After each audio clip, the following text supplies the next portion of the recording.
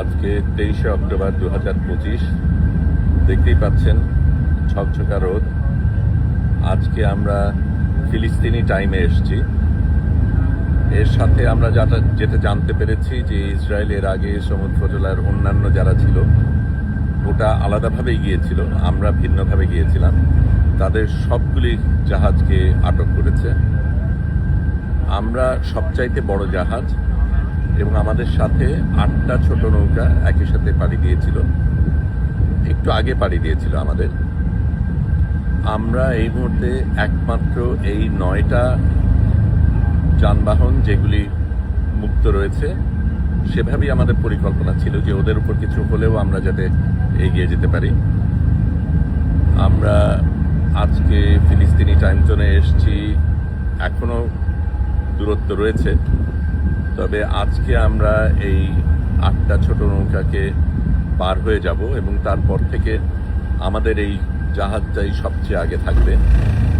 বোঝাই যাচ্ছে আক্রোশটা আমাদের উপরই পড়বে, কিন্তু আমরা একেবারেই প্রতিজ্ঞাবদ্ধ যে আমরা একেবারে গাজা পর্যন্ত যাব এবং কোনো বাধাই আমরা গ্রহণ করব না।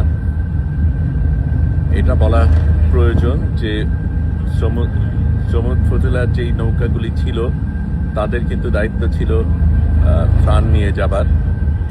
আমরা কিন্তু ত্রাণের জন্য যাচ্ছি না, ত্রাণ দেওয়ার জন্য যাচ্ছি না। আমরা একটা অবৈধ সিজকে ভাঙব সেই উদ্দেশ্য নিয়ে যাচ্ছি।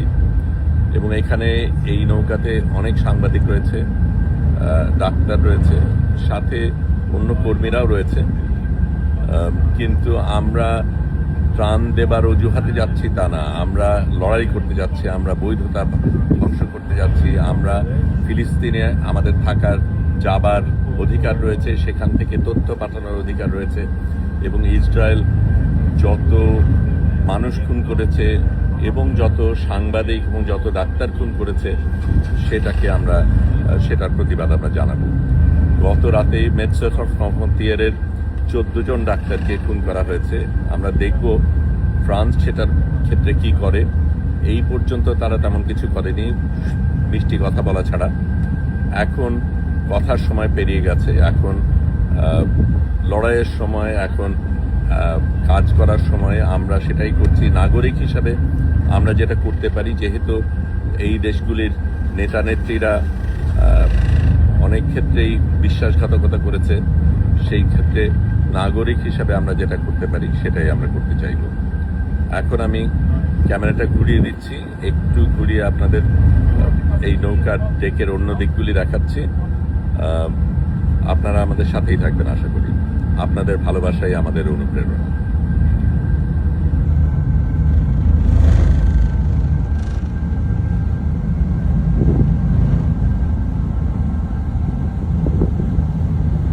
সকলে এখনো ঘুম থেকে ওঠেনি। কালকে রাতে অনেক রাত পর্যন্ত আমরা সবাই জেগেছিলাম, কারণ তখন ওই মেডসেফ ফ্রন্টিয়ারের ডাক্তারদের হত্যার কথাটা মাত্র আসছিল এবং কি হবে, কি হতে পারে, আমাদের করণীয় কি, সেগুলি নিয়ে আমরা চিন্তা করছিলাম। সমুদ্র আসলেই অনেক শান্ত, এত শান্ত আমরা সাধারণত দেখি না, কিন্তু মুহূর্তের মধ্যেই এটা বদলে যেতে পারে। গতকালকে তো খুব খারাপ অবস্থা ছিল, আমিও একটু অসুস্থ হয়ে পড়েছিলাম, তবে এখন পুরো চাঙ্গা, লড়াইয়ের জন্য প্রস্তুত।